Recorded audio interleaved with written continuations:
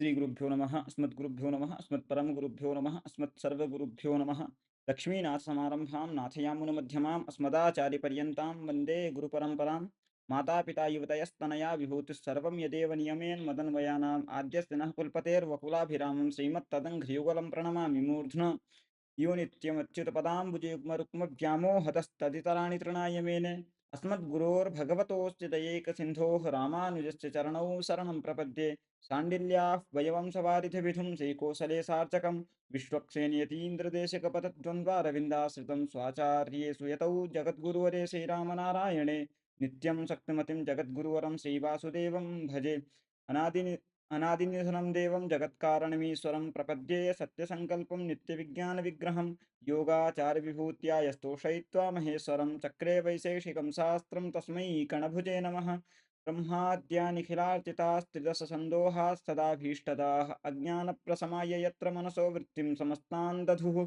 श्रीविष्णोश्चरणाम्बुजं भवभयध्वंसैकबीजं परं हृत्पद्मे विनिधाय तन्निरूपमं तर्कामृतं तन्यते श्रीगुरुभ्यो नमः नमः सर्वेभ्यः।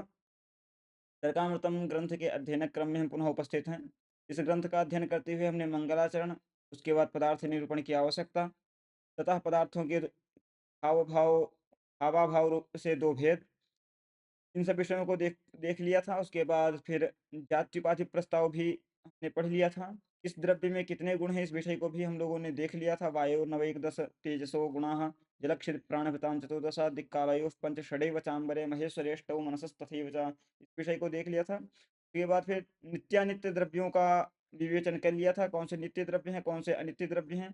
तो जो सावयवक द्रव्य हैं वो नित्य हैं, वो अनित्य हैं। जो अवयव रहित हैं अर्थात निरवयवक द्रव्य हैं वो नित्य हैं, अर्थात पृथ्वी जल तेज वायु के परमाणु रूप आकाश आदि पंचक ये नित्य हैं। इनके अतिरिक्त जो पृथ्वी इत्यादि के कार्य रूप हैं, कार्य रूप पृथ्वी है कार्य रूप जल है, ये सब पृथ्वी जल तेज वायु कार्य रूप में या नित्य हैं परमाणु रूप में नित्य हैं। इन सब विषयों को हम लोगों ने देख लिया था। फिर जो अनित्य द्रव्य हैं पृथ्वी जल तेज वायु कार्य रूप में, उनको भी शरीर इंद्रिय विषय भेद से तीन प्रकार उन्होंने बताया था ग्रंथकार ने। शरीर का लक्षण भी हमने देख लिया था, यद अवच्छिन्न आत्मनि सुखम जायते तद शरीरम। इंद्रिय भी देख लिया था, शब्देतरोद्भूत विशेष गुणानाश्रयत्व से ज्ञान कारण मन संयोग आश्रयत्व इंद्रियत्व में इंद्रिय का भी लक्षण देख लिया था। और शरीर इंद्रिय से जो भिन्न है उसे विषय कहते हैं। ये इतना हम लोगों ने देख लिया था। पार्थिव शरीर क्या है, जलीय शरीर क्या है, वायवीय शरीर क्या है, पार्थिव इंद्रिय क्या है, इन सब विषयों को देख लिया था हमने। कितनी बहिरिंद्रिय हैं, तो मन को लेके 6 इंद्रिय हैं, जिनमें मन अंतर इंद्रिय है, बाकी 5 बहिरिंद्रिय हैं। तो एतानि पंच बहिरिंद्रियाणि मनः अंतर इंद्रियम इति तेन षडिंद्रियाणि, ये सब विषय देख लिया था। आत्मा के दो प्रकार को जीवात्मा परमात्मा के भेद से देख लिया था। जीवात्मा प्रति शरीर में भिन्न भिन्न होता है, वह बंध और मोक्ष का अधिकार योग्य होता है। इन सब विषयों को देखा था हमने। आज प्रत्यक्ष और अप्रत्यक्ष द्रव्यों के विषय में चर्चा करना है, कौन से द्रव्य प्रत्यक्ष हैं और कौन से द्रव्य अप्रत्यक्ष हैं। तो और उसके बाद यदि समय रहेगा तो सामान्य रूप से ग्रंथ के अनुसार कारण पर भी चर्चा करेंगे। मुख्य विषय प्रत्यक्ष और अप्रत्यक्ष के विषय में ही है। प्रत्यक्षा प्रत्यक्ष द्रव्याणि ऐसा करके इन्होंने एक शीर्षक लिया है। उसमें प्रत्यक्ष और अप्रत्यक्ष द्रव्यों का निरूपण ग्रंथकार प्रारंभ कर रहे हैं।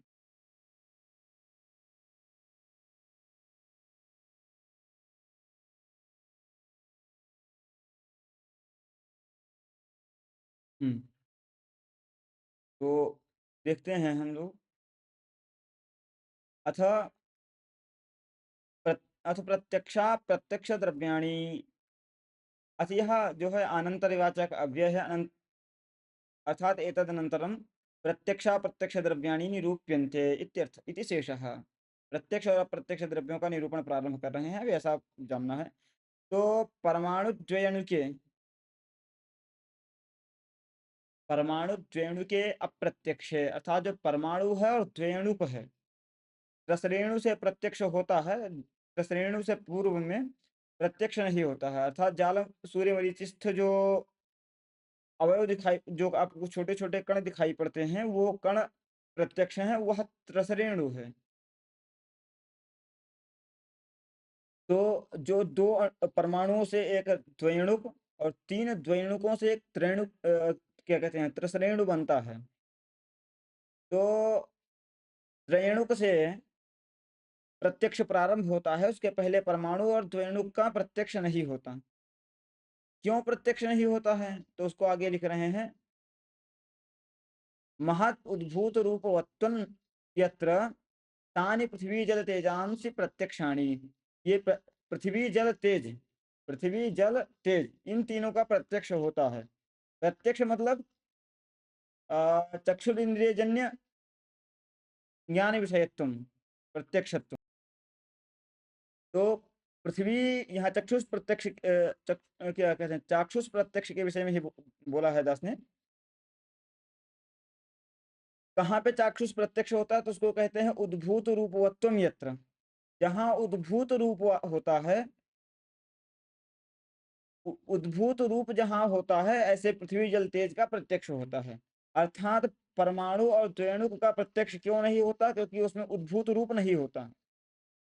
उद्भूत रूप वाले का ही प्रत्यक्ष होता है, यह इस ग्रंथ से स्पष्ट होता है। यत्र उद्भूत रूपवत्वम तस्य प्रत्यक्षम, यत्र उद्भूत रूपवत्वम नास्ति परमाणु द्वैणुकयोः तयोः प्रत्यक्षम न भवति इत्यर्थः। आत्मा च अप्रत्यक्ष, आत्मा च अप्रत्यक्षः, आत्मा भी अप्रत्यक्ष है। वायव वायवका वायवाकाश काल दिंग मनांश तो अप्रत्यक्षाणी। वायु, आकाश, काल और दिक्, मन, ये पांच भी अप्रत्यक्ष हैं। वायवाकाश काल दिंग मनांश तो अप्रत्यक्षाणी, ये पांच अप्रत्यक्ष हैं। बहिर्द्रव्य प्रत्यक्षम प्रति महत्वे सति उद्भूत रूपवत्वम प्रयोजकम। बहिर्द्रव्य अर्थात जो बाहर विद्यमान बहिर्द्रव्य हैं, आत्मा बहिर्द्रव्य नहीं है। अन्य जो द्रव्य हैं, पृथ्वी जल तेज वायु आकाश काल दिक्, ये बहिर्द्रव्य हैं। और बहिर्द्रव्यों के प्रत्यक्ष में महत्व सति उद्भूत रूपवत्वम प्रयोजकम, अर्थात महत्व हो और उद्भूत रूप हो। उद्भूत रूप वाले जो होते हैं और जिनमें महत्व होता है, उन्हीं का प्रत्यक्ष होता है। या बहिर्द्रव्यों के विषय में बोल रहे हैं। ये इधर कार्य कारण भाव का निरूपण कर रहे हैं। इसी के कारण आगे फिर द्रव्योत्पत्ति प्रक्रिया प्रसंगे कारण निरूपणम, ये दूसरा प्रसंग प्रारंभ कर रहे हैं। अर्थात एतावत कौन सा द्रव्य प्रत्यक्ष है, कौन से अप्रत्यक्ष है, इनका निरूपण करने के बाद प्रत्यक्ष में कारण क्या है, क्या होने पर द्रव्य का प्रत्यक्ष होता है, इस विषय के निरूपण के लिए ग्रंथकार आगे प्रवृत्त होंगे। संप्रति कार्य कारण भाव को देखने के बाद हम इस ग्रंथ को, इस पंक्ति को पुनः एक बार पढ़ेंगे। वह द्रव्य प्रत्यक्षम प्रति महत्व से उद्भूत रूपवत्वम प्रयोजकम, ये जो निरूपण कर रहे हैं, इसको हम कार्य कारण देखने के बाद देखेंगे तो थोड़ा ज्यादा स्पष्ट होगा। ततः प्राक प्रत्यक्ष अप्रत्यक्ष द्रव्यों को विभाग करने में परमाणु और द्वैणुक को इन्होंने अप्रत्यक्ष बताया है। अर्थात जहां उद्भूत रूप और महत्व होता है, उसी का प्रत्यक्ष होता है। परमाणु में उद्भूत रूप नहीं है, उद्भूत रूप के अभाव में, महत्व के अभाव में परमाणु का प्रत्यक्ष नहीं होता। द्वैणुक का भी उद्भूत रूप के अभाव में प्रत्यक्ष नहीं होता। उसके बाद पृथ्वी जल तेज का प्रत्यक्ष होता है, क्योंकि उसमें उद्भूत रूप होते हैं। आत्मा का प्रत्यक्ष नहीं होता। वायु, आकाश, काल, दिक् और मन का भी प्रत्यक्ष नहीं होता, क्योंकि उद्भूत रूप के अभाव में। वायु, आकाश, काल, दिक्, आत्मा, इसमें तो दिक् मन, आत्मा का तो पहले ही बता दिया प्रत्यक्ष नहीं होता है। वायु, आकाश, काल, दिक् और मन, ये भी अप्रत्यक्ष ही हैं। क्यों? क्योंकि इसमें भी रूप का अभाव है। और आगे चल के ग्रंथकार स्वयं निरूपण कर रहे हैं, बहिर्द्रव्य प्रत्यक्षम प्रति महत्व से उद्भूत रूपवत्वम कारणम। अर्थात जहाँ महत्व हो और जहाँ उद्भूत रूपवत्व हो, अर्थात जो उद्भूत रूप वाला हो उसी में उद्भूत रूपवत्व रहेगा। उद्भूत रूपवत्व जिसमें रहेगा उसका प्रत्यक्ष होगा। ये प्रत्यक्ष प्रयोजकम, ये प्रत्यक्ष के प्रयोजक हैं। तर्हि इदानीं प्रत्यक्ष प्रयोजकम् इत्युक्तम्, इत्युक्ते प्रत्यक्षे इदं कारणं, तर्हि किन्नां कारणम् इति जिज्ञासायाम् अग्रे आह। द्रव्योत्पत्ति प्रक्रिया प्रसंगे कारण निरूपणम् इति। वही द्रव्य के प्रत्यक्ष में उद्भूत रूप और महत्व कारण है। तो कारण क्या है, इस विषय को बताने के लिए आगे कारण निरूपण ग्रंथकार कर रहे हैं। इसको हम देखने के बाद पुनः इस प्रसंग पे पुनः लौट के आएंगे, प्रत्यक्ष और अप्रत्यक्ष द्रव्यों के निरूपण पे। क्योंकि जब तक कारण नहीं समझेंगे तब तक कार्य को समझना थोड़ा सा अप्रासंगिक है। अतः पहले कारण को ही देखते हैं। अथ द्रव्योत्पत्ति प्रक्रिया। अब द्रव्यों की उत्पत्ति की प्रक्रिया का निरूपण कर रहे हैं। तत्र उत्पत्ति ही कारणवतः। उत्पत्ति कस्य भवति इति चेत् यस्य किंचित कारणं भवति। उत्पत्ति ही कारणवतः उत्पत्ति ही, नाम जो कारणवान होते हैं, कारणवत षष्ठी बहुवचन और षष्ठी एक वचन, कारणवतः उत्पत्ति ही, अर्थात जिसका कारण होता है उसकी उत्पत्ति होती है। तत्कारणम किम इति चेत अन्यथा सिद्ध नियत पूर्ववृत्ति कारणम। अन्यथा सिद्ध नियत पूर्ववृत्ति जो होता है उसे कारण कहते हैं। नियतत्व नाम व्यापकत्व, अर्थात नियत पूर्ववृत्ति जो होता है, भी अन्यथा सिद्ध को थोड़ा अलग रखते हैं, नियत पूर्ववृत्ति को समझते हैं। जो नियत पूर्ववृत्ति होता है वो कारण होता है, अर्थात कार्य से पूर्व में हो, कार्य से अव्यवहित प्राक्षण में वर्तमान हो, और जहां जहां कार्य हो रहा है, यत्र यत्र कार्यम जायते तत्र सर्वत्र भवेत, जहां जहां कार्य हो रहा है वहां वहां व्यापकतया व्यापकत्वेन सर्वत्र उपस्थित हो, उसे हम कारण कहते हैं। जो नियत पूर्व वृत्ति हो, अर्थात कार्याव्यवहित पूर्व क्षण में वर्तमान हो, और केवल वर्तमान न हो, नियमेन वर्तमान हो। ऐसा नहीं कि यहाँ कार्य हो रहा है तो कथनचित यदि वर्तमान है, वही कार्य यदि देशांतर में हो रहा है तो वहां वह नहीं विद्यमान है, वहां उसके बिना ही कार्य हो जाए तो वह कारण नहीं होता। कारण उसी को कहते हैं जो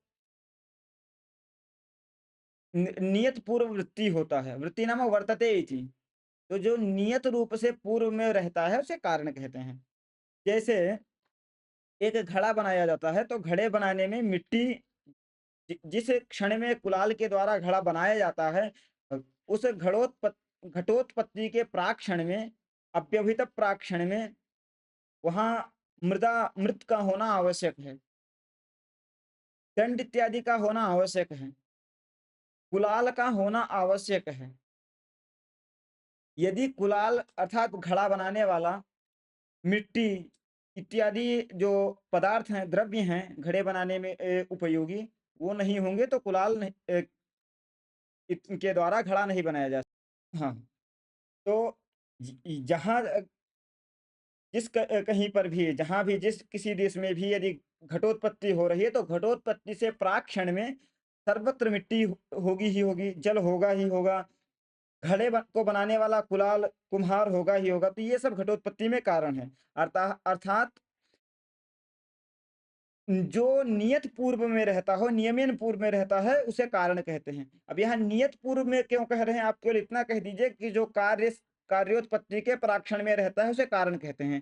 कार्य पूर्ववृत्ति कारण, नियत पद का प्रयोग न कीजिए लक्षण में, केवल कार्य पूर्ववृत्ति कारण, कार्य के पूर्व में रहने वाला कारण होता है। ऐसा यदि कह देंगे तो कहीं पर यदि घड़ा बनाया जा रहा है, घड़े बनाने के लिए मिट्टी इत्यादि लाना पड़ेगा। मिट्टी इत्यादि को लाने में गधे का प्रयोग किया गया, तो घड़े को बनाने से पहले पूर्व क्षण में वहां गर्दभ गर्दभ जो हमारा गधा है वह भी उपस्थित है। तो घटोत्पत्ति के प्राक्षण में गर्दभ भी उपस्थित है। गर्दभ यदि उपस्थित है तो कार्य पूर्ववृत्ति कारण इतना लक्षण करेंगे तो गर्दभ भी कारण हो जाएगा को बनाने में, क्योंकि कहीं ना कहीं तो मिट्टी इत्यादि के आनयन में गर्दभ पूर्व क्षण में विद्यमान ही होगा घड़े से। तो घटोत्पत्ति के पूर्व क्षण में गर्दभ यदि विद्यमान होगा तो गर्दभ घटोत्पत्ति में कारण, घट में कारण हो जाएगा। अतः गर्दभ इत्यादि कारण ना हो, इसलिए हम नियत पद का प्रयोग करते हैं। यदि नियत पद का प्रयोग कर देते हैं तो घटोत्पत्ति में गर्दभ कारण नहीं होता। कैसे कारण नहीं होता? संप्रति मान लीजिए यहाँ यदि इस देश में घटोत्पत्ति हो रहा है, तो हमने गर्दभ की सहायता लेके मिट्टी को का आनयन किया, मिट्टी को हम लाए, तो अभी घटोत्पत्ति के प्राक्षण में गर्दभ उपस्थित है, परंतु क्या नियमेन यत्र यत्र घटोत्पत्ति तत्र सर्वत्र गर्दभस्य उपस्थिति भवति वा? यत्र यत्र घटोत्पत्ति, जहां जहां घट की उत्पत्ति होती है, घट उत्पन्न होता है, वहां सर्वत्र क्या गर्दभ होता है? क्या नहीं होता? गर्दभ सर्वत्र नहीं होता। यत् किंचित ये हो सकता है, मतलब यत्र कुत्रचित भवितुमर्हति, परंतु सर्वत्र नियमेन यत्र यत्र घटोत्पत्तिः तत्र तत्र गर्दभस्य प्राक्षणे विद्यमानत्वम् इति वक्तुं नैव शक्यते। हो सकता है जो कुम्हार है वो अपने सिर से मिट्टी ढोलाए, अथवा अन्येन केनचित् उपायेन मृत का आनयन कर ले। गर्दभ ही नियमेन उपस्थित होगा ऐसा तो नहीं है। तो जब गर्दभ ही नियमेन उपस्थित नहीं होगा, ऐसा नहीं है, तो नियत पूर्ववृत्ति कारण ऐसा लक्षण करेंगे तो गर्दभ में अतिव्याप्ति नहीं जाएगी। नहीं तो घट का कारण गर्दभ भी हो जाएगा, जबकि गर्दभ घट के उत्पत्ति में कारण नहीं है। केवल पूर्ववृत्ति कारण कहेंगे तो गर्दभ भी पूर्ववृत्ति है। घटोत्पत्ति से प्राक्षण में गर्दभ उपस्थित है, अतः वह भी कारण हो जाएगा। तो गर्दभ कारण ना हो घटोत्पत्ति में, इसलिए नियत पूर्ववृत्ति लगाया गया। नियत पूर्ववृत्ति जब लगा दिए तो गर्दभ में अतिव्याप्ति नहीं आई। केवल पूर्ववृत्ति कारण हम कहेंगे तो घटादि कार्य के प्रति गर्दभ भी कारण हो जाएगा, ये अतिव्याप्ति आएगी। अर्थात आप लक्षण कर रहे हैं कार्य की, लक्षण कर रहे हैं कारण की, और कारणेतर गर्दभ में भी लक्षण का समन्वय हो जाएगा। इसलिए कारणेतर में लक्षण का समन्वय होने से अतिव्याप्ति दोष आ जाएगा। अतिव्याप्ति दोष जो होता है ये लक्षण को दूषित करता है। लक्षण को दूषित करने के कारण अतिव्याप्ति दोष रहित ही लक्षण होना चाहिए, ऐसा ग्रंथकार व्याख्यान करते हैं। अतः अतिव्याप्ति दोष निवारणाय नियतत्वम इति लक्षणे प्रवेशः। पूर्ववृत्ति पूर्ववृत्ति कारणम, ये ऐसा लक्षण न करके नियत पूर्ववृत्ति कारण ऐसा लक्षण करते हैं। अर्थात नियतत्वे सति पूर्ववृत्तित्वम कारणस्य लक्षणम इति।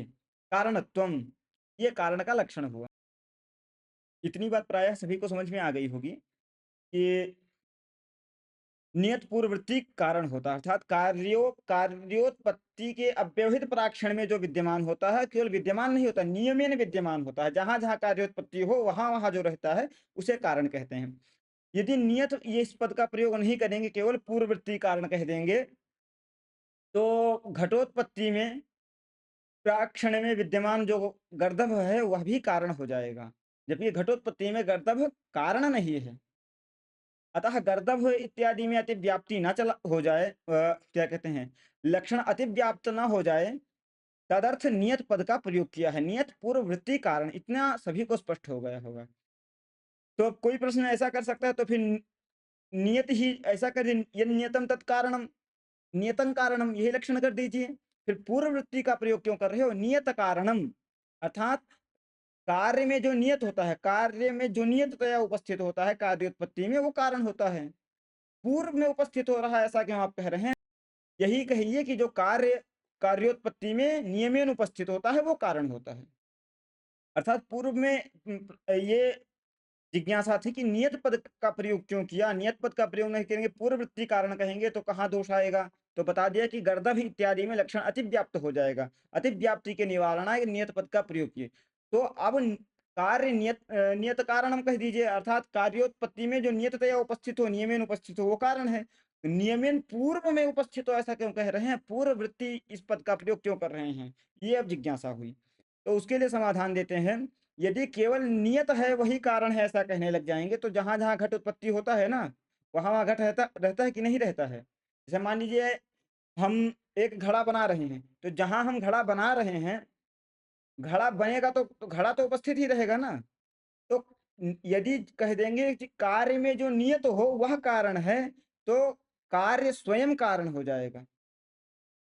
स्वयं में ही लक्षण अर्थात हम लक्षण कारण का कर रहे हैं, लेकिन कारण का लक्षण कार्य में अतिव्याप्त हो जाएगा। पूर्व में नियत पद के प्रयोग को यदि नहीं करेंगे, नियत पद का प्रयोग नहीं करेंगे, तो लक्षण गर्दभ इत्यादि में जो कारणेतर गर्दभ इत्यादि में अतिव्याप्त हो जाएगा लक्षण। यदि पूर्व वृत्ति इस पद का प्रयोग नहीं करेंगे हम, तो पूर्व वृत्ति इस दल के अभाव में जो नियमेन उपस्थित है वह कारण है, इतना मात्र लक्षण बनेगा। जो नियमेन उपस्थित है वह कारण है, यदि यही लक्षण होगा तो कार्य स्वयं कारण हो जाएगा, ऐसी आपत्ति आ जाएगी। अर्थात कारण कारण का लक्षण कार्य में अतिव्याप्त हो जाएगा। लक्षण कारण का कर रहे हैं, उसे कारण में ही रहना चाहिए। यदि कारणेतर कहीं भी लक्षण चला जा रहा है तो लक्षण दुष्ट है। केवल नियत कारण ऐसा लक्षण करने पर हमारा लक्षण क्या कहते हैं, घट इत्यादि कार्य में भी चला जा रहा है। ठीक है। अतः कार्य अतिव्याप्ति वारणाय पूर्ववृत्ति इति दलम गर्दभादौ अतिव्याप्ति वारणाय नियत इति पदम। अब ऐसी शंका होनी चाहिए कि पूर्व वृत्ति को रख देने से कार्य में अतिव्याप्ति कैसे नहीं जा रही है। तो ये कहे कि जहां जहां कार्योत्पत्ति होगी वहां वहां कार्य तो नियमेन उपस्थित होगा, लेकिन कार्योत्पत्ति के प्राक्षण में कार्य नहीं होगा। कार्योत्पत्ति के प्राक्षण में कार्य नियमेन नहीं उपस्थित होगा। कार्य कार्योत्पत्ति के अव्यवहित उत्तर क्षण में क्या कहते हैं, कार्य उपस्थित होगा, अथवा कार्योत्पत्ति के क्षण में कार्य उपस्थित होगा। परंतु कार्योत्पत्ति के प्राक्षण में पहले की अवस्था में कार्य नहीं हो, घट नहीं होगा। घट बनने के बाद घट उपस्थित रह सकता है। यत्र यत्र घटोत्पत्ति तत्र तत्र घटः भवति, परंतु प्राक्षणे न भवति। अव्यवहितोत्तर क्षणे भवति, तत् क्षणे वा भवति। उस क्षण में होता है अथवा उसके अव्यवहित उत्तर क्षण में होता है, लेकिन प्राक्षण में तो नहीं होता। जो हम पूर्व वृत्ति लगा दिए तो कार्य जो है वो कार्योत्पत्ति के पूर्व क्षण में रह ही नहीं सकता। जिसका प्राग भाव होता है उसी की उत्पत्ति। तो यदि कार्य अपने प्राक्षण में उपस्थित है तो फिर उसकी उत्पत्ति ही कैसे होगी? जो नहीं है उसी की तो उत्पत्ति होती है। जब घड़ा बना रखा है तो फिर घड़े की उत्पत्ति कैसे हो, क्यों होगी? यद्यपि सत्कार्यवाद भी एक पक्ष है सांख्यों का, लेकिन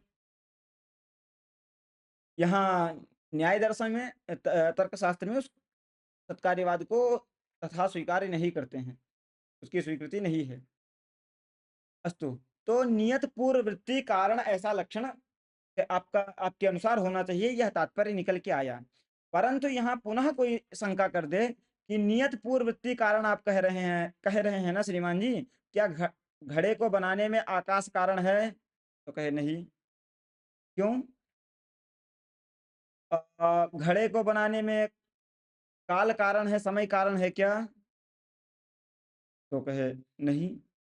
अर्थात आकाश इत्यादि कारण नहीं है घड़े को बनाने में। घड़े को बनाने में कपालत्व कारण है क्या? नहीं।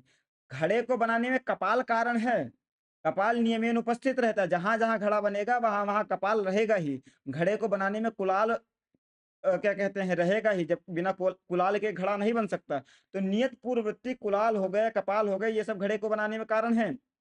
लेकिन आप श्रीमान जी लक्षण किए हैं कि जो नियमेन उपस्थित हो पूर्व में, कार्योत्पत्ति के प्राक्षण में जो नियमेन उपस्थित हो वह कारण है, ऐसा लक्षण किए हैं। तो आप जरा विचार कीजिए कि जहां घड़ा बनता है वहां आकाश नहीं होता रहता क्या? कोई ऐसा स्थान बताइए जहां घड़ा बनता है वहां आकाश और आकाश ना रहता हो। अर्थात जहां जहां घट रूप कार्य की उत्पत्ति होती है वहां सर्वत्र आकाश नियमेन उपस्थित होता है, रहता है कि नहीं? हाँ। तो आपका नियत पूर्ववर्ती कारण यह जो लक्षण है यह आकाश में अतिव्याप्त है। आकाश घटोत्पत्ति में कारण नहीं है, कारण नहीं है फिर भी लक्षण वहां जा रहा है। तो लक्षण के जाने से अतिव्याप्ति दोष तो आ रहा है। उसके लिए आप क्या करेंगे? इतना ही नहीं, आप ये बताइए कि जहां जहां घड़ा बनता है वहां वहां नियमन कपाल रहता है। हाँ, नियमन कपाल तो रहता है, तो कपाल कारण है जी। परंतु ये बताइए क्या कपाल में रहने वाला कपालत्व भी घड़े की उत्पत्ति में कारण है? अथवा कपाल का जो रूप है वह भी घड़े को बनाने में कारण है? नहीं। यहाँ ध्यान देने का विषय यह है कि कपाल का रूप घट के रूप में कारण हो सकता है। घट रूप को अभी नहीं लिए हैं, घट को लेके ही चर्चा कर रहे हैं। कपाल का रूप घट के रूप की उत्पत्ति में कारण हो सकता है, लेकिन कपाल का रूप घट की उत्पत्ति में कारण नहीं है। हाँ, आपका जो लक्षण है कि जो नियमेन पूर्व में उपस्थित हो, कार्योत्पत्ति के प्राक्षण में नियमेन उपस्थित हो, वह कारण है। तो जिस प्रकार घट रूप कार्य की उत्पत्ति के प्राक्षण में कपाल उपस्थित है, उसी प्रकार कपाल में रहने वाला कपालत्व उपस्थित है। क्योंकि कपाल है तो कपालत्व तो रहेगा ही। कपालत्व उपस्थित है, कपालत्व के साथ साथ कपाल का रूप भी उपस्थित है, आकाश आदि उपस्थित हैं, तो क्या कार्योत्पत्ति में कारण वृत्ति कारणत्व अथवा कारण वृत्ति रूप इत्यादि अथवा आकाश इत्यादि क्या कार्योत्पत्ति में कारण है? आप स्वीकार करते हैं?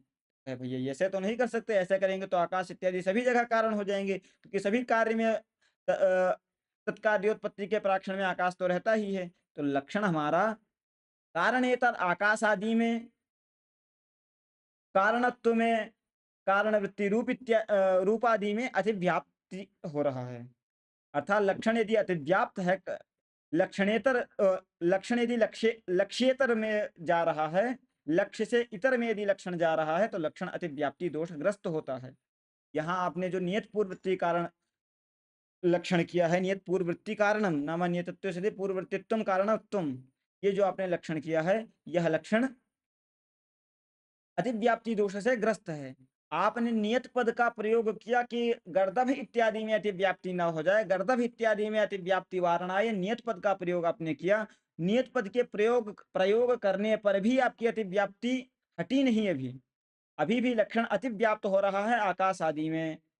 तो आकाश आदि में अतिव्याप्त लक्षण जो है, यहाँ उस अतिव्याप्ति दोष के निवारणाय पुनः कहा अन्यथा सिद्धि नियत पूर्ववृत्ति कारणम। जो अन्यथा सिद्ध नियत पूर्ववृत्ति कारण हो, अर्थात अनन्यथा, अन्यथा सिद्ध नहीं अनन्यथा, अन्यथा दास ने प्रायः बोल दिया, तो अन्यथा नहीं अनन्यथा सिद्धि नियत पूर्ववृत्ति कारणम, ऐसा लक्षण किया। अर्थात अनन्यथा सिद्धत्वे सति नियत पूर्ववृत्ति नियतत्वे सति पूर्ववृत्तित्वम कारणत्वम, अनन्यथा सिद्धत्वे सति नियतत्वे सति पूर्ववृत्तित्वम। पूर्ववृत्तित्वम इत्युक्ते कार्योत्पत्ति प्राक्षणे वर्तमानत्वम, ये लक्षण हुआ। अर्थात जो अनन्यथा सिद्ध हो, नियमेन उपस्थित हो, और कार्योत्पत्ति के प्राक्षण में हो। अनन्यथा सिद्ध कार्योत्पत्ति के प्राक्षण में नियमेन जो उपस्थित होता है, उसे कारण कहते हैं। नियत पूर्ववृत्तित्वे सति अनन्यथा सिद्धत्वम कारणस्य लक्षणम, ऐसा भी बोल सकते हैं। इतना बात समझ में आ गया? हाँ, तो ये अनन्यथा सिद्धि क्या है, अनन्यथा सिद्ध क्या है? अनन्यथा सिद्धत्वे सति आप बोल रहे हैं, अनन्यथा सिद्धत्व क्या है ये वो बताइए पहले। हम नियत पूर्व वृत्ति कारण तो समझ गए कि जो नियमेन प्राक्षण में उपस्थित हो उसे कारण कहते हैं, लेकिन नियमेन प्राक्षण में उपस्थित कारण ऐसा लक्षण करेंगे तो आकाश इत्यादि में अतिव्याप्ति दोष, आकाश इत्यादि में लक्षण अतिव्याप्त हो जाएगा। तस्मात लक्षण में अतिव्याप्ति नाम का दोष आ जाएगा। तद दोष निवारणाय हमने एक पद का और प्रयोग कर दिया लक्षण में, अनन्यथा सिद्धत्वे सति, अनन्यथा सिद्धत्व डाल दिया।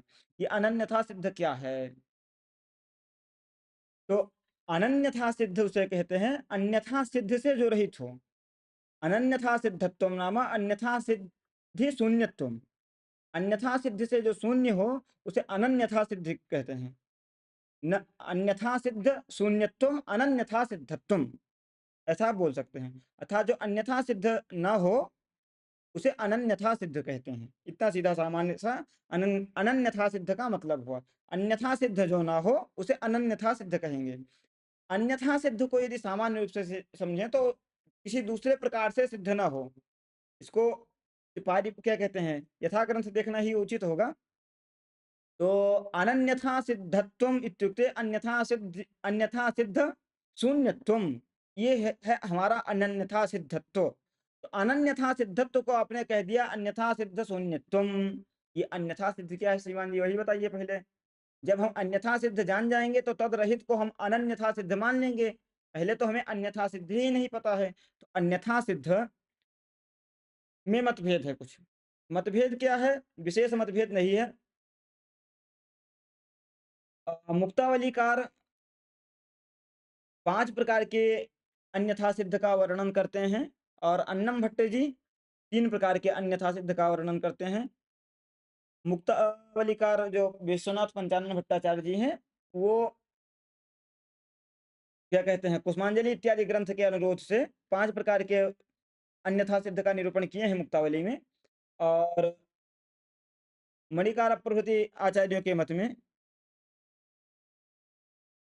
अथवा तद मतानुरोध है न दीपिका में अन्नम भट्ट जी ने 3 प्रकार के अन्यथा सिद्ध का निरूपण किया है। तो हम वही दीपिका वाले ग्रंथ के अनुसार ही अन्यथा सिद्ध का निरूपण करेंगे। 3 प्रकार के अन्यथा सिद्ध होते हैं। इन तीनों प्रकार से जो रहित होता है उसे अनन्यथा सिद्ध कहते हैं। अन्यथा सिद्ध शून्यत्वम अनन्यथा सिद्धत्वम।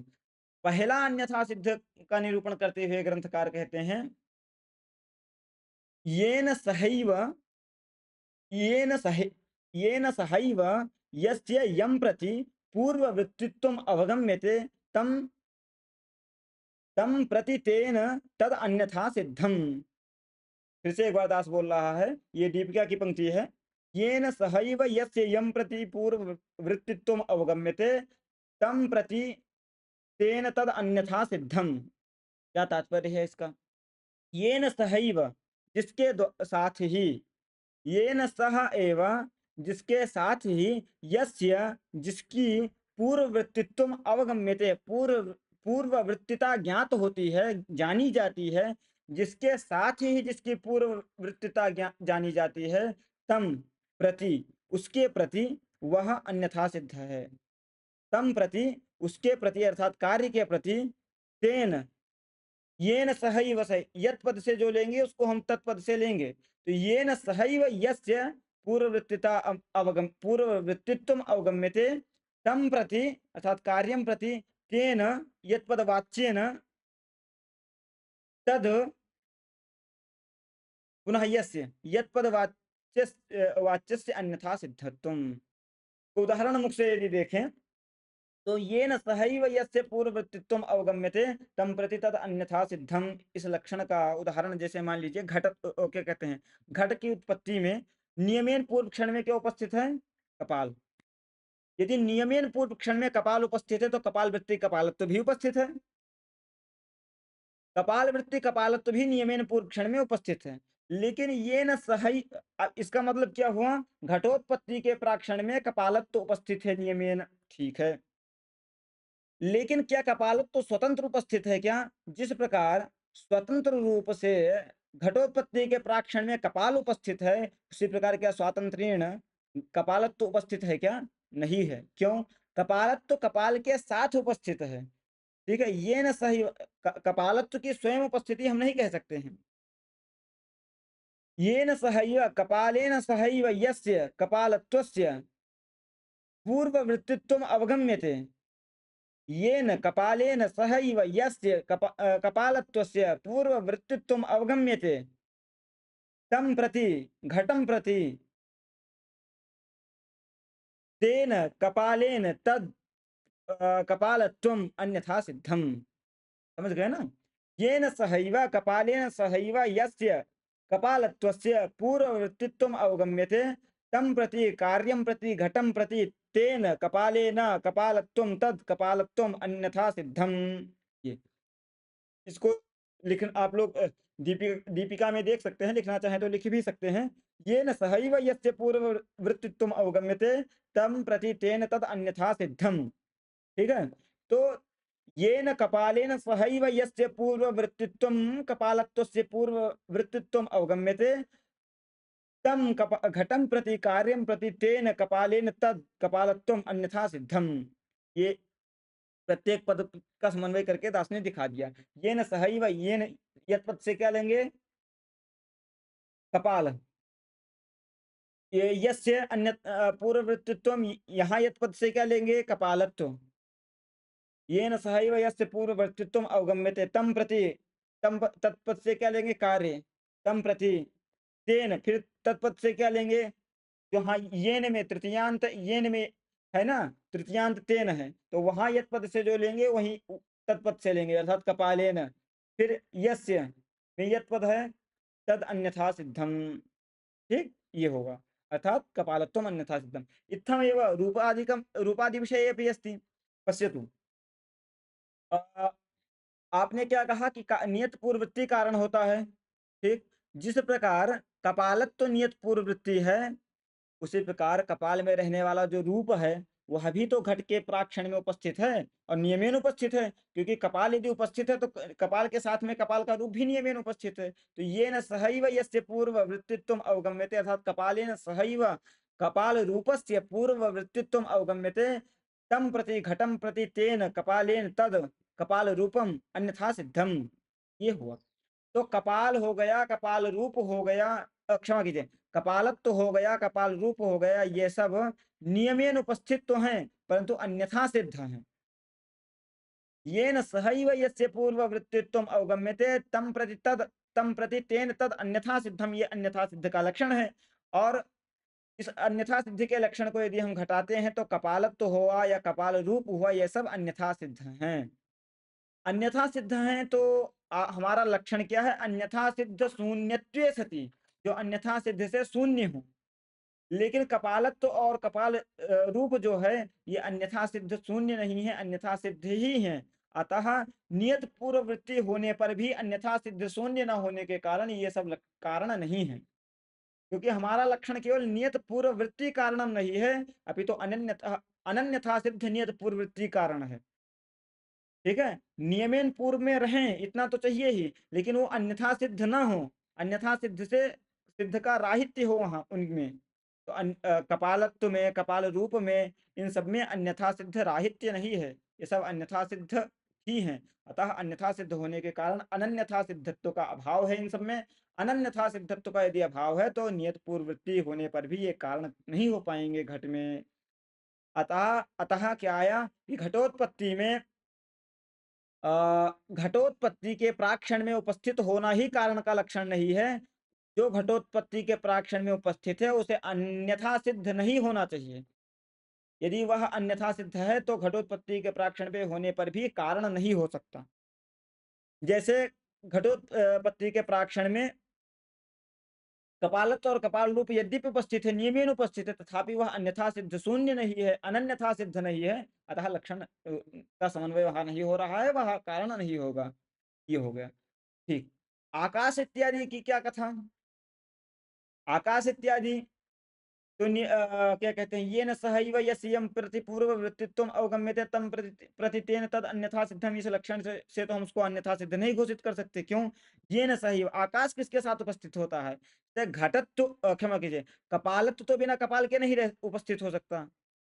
कपालत्व तो कपाल के साथ ही उपस्थित होगा, कपाल रूप भी कपाल के साथ ही उपस्थित होगा। तो ये न सहैव यस्यं प्रति पूर्व वृत्तित्वम बोल सकते हैं, कपालेन सहैव कपालत्वस्य कपाल रूपस्य वा पूर्व वृत्तित्वम अवगम्यते, अतः तम घटम प्रति तेन कपालेन तद कपाल रूपम कपालत्वम वा अन्यथा सिद्धम, ऐसा बोल सकते हैं। लेकिन आकाश तो किसी के साथ उपस्थित नहीं होता, तो ये न सहैव यस्यं प्रति पूर्व वृत्तित्वम, यह जो अन्यथा सिद्ध आपने बताया, इस अनुसार हम आकाश को क्या कहते हैं, अन्यथा सिद्ध नहीं कह सकते। यदि आकाश अन्यथा सिद्ध नहीं है तो अन्यथा सिद्ध के सुख का शून्य होने के कारण, नियत पूर्व वृत्ति होने के कारण आकाश में अतिव्याप्ति दोष अभी भी बना है।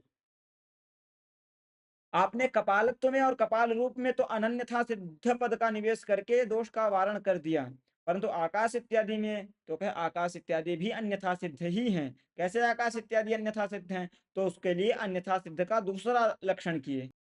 अन्यम प्रति पूर्व वृत्तित्वम ज्ञाते एव यस्य यम प्रति पूर्व वृत्तित्वम अवगम्यते तद अन्यथा सिद्धम, तम प्रति तद अन्यथा सिद्धम। अन्यम प्रति पूर्व वृत्तित्वे ज्ञाते सत्येव यस्य यम प्रति पूर्व वृत्तित्वम अवगम्यते तम प्रति तद अन्यथा सिद्धम, ये दूसरा लक्षण या अन्यथा सिद्ध का। इस लक्षण को कल देखेंगे। आकाश भी अन्यथा सिद्ध ही है, इस लक्षण को कल देखेंगे, अन्यथा व्याख्यान बड़ा बृहत हो जाएगा। संप्रति प्रथम जो अन्यथा सिद्ध का लक्षण है, कपालत्व में और कपाल रूप में अतिव्याप्ति वारण करने के लिए अनन्यथा सिद्ध इस पद का प्रयोग किया। यदि केवल पूर्ववर्ती कारण कहेंगे तो गर्दभ इत्यादि में अतिव्याप्ति हो जाएगी। केवल कार्य नियत कारण कहेंगे तो कार्य में ही अतिव्याप्ति हो जाएगी, लक्षण अतिव्याप्त हो जाएगा। यदि नियत पूर्ववर्ती कारणम कहेंगे तो लक्षण तो ठीक है, लेकिन फिर भी आकाश इत्यादि में कपालत्व में कपाल वृत्ति रूप में, कारण वृत्ति रूप में अतिव्याप्ति हो जाएगी। तन निवारणाय अनन्यथा सिद्ध भी लक्षण में प्रवेश कराया। अन्यथा सिद्ध शून्यत्वम अनन्यथा सिद्धत्वम, तो अन्यथा सिद्ध शून्यत्वम जब डाल दिए तो कपाल रूप में और कपाल में घटोत्पत्ति की कारणता नहीं है, घटनिष्ठ कार्यता निरूपित कारणता कपा क्या कहते हैं यहाँ, घटनिष्ठ कार्यता निरूपित कारणता जो है वह कपाल रूप में अथवा कपालत्व में नहीं है, अभी तो कपाल में ही है। इतना स्पष्ट हो गया। दूसरा अन्यथा सिद्ध हम कल देखेंगे। दूसरा तीसरा कल देख के इस उसके बाद कारण का प्रपंच जो है, विभाग इत्यादि, इसको देख के पुनः एक बार प्रत्यक्ष द्रव्यों का चिंतन करके फिर आगे बढ़ेंगे। तब तक के लिए जय श्रीमन नारायण। आज के व्याख्यान को ही समाप्त करते हैं। अग्रिम व्याख्यान में पुनः हम आगे के विषय को देखेंगे। तस्मै रामानुजार्याय नमः परम योगिने यश्रुतिस्मृतिसूत्राणाम् अन्तर्ज्वरमसीसमत् अनादि अनादिनिधनं देवं जगत्कारणमीश्वरं प्रपद्ये सत्यसङ्कल्पं नित्यविज्ञानविग्रहं योगाचारविभूत्या यस्तोषयित्वा महेश्वरं चक्रे वैशेषिकं शास्त्रं तस्मै गणभुजे नमः। ब्रह्माद्यानिखिलार्चितास्त्रिदशसन्दोहास्तदाभीष्टदाः अज्ञानप्रशमाय यत्र मनसो वृत्तिं समस्तान् दधुः श्रीविष्णोश्चरणाम्बुजं भो हयध्वंसैकबीजं परं हृत्पद्मे विनिधाय तन्निरूपमं तर्कामृतं तन्यते। श्रीगुरुभ्यो नमः। नमस्सर्वेभ्यः। श्रीमन्नारायण चरणार्पणमस्तु।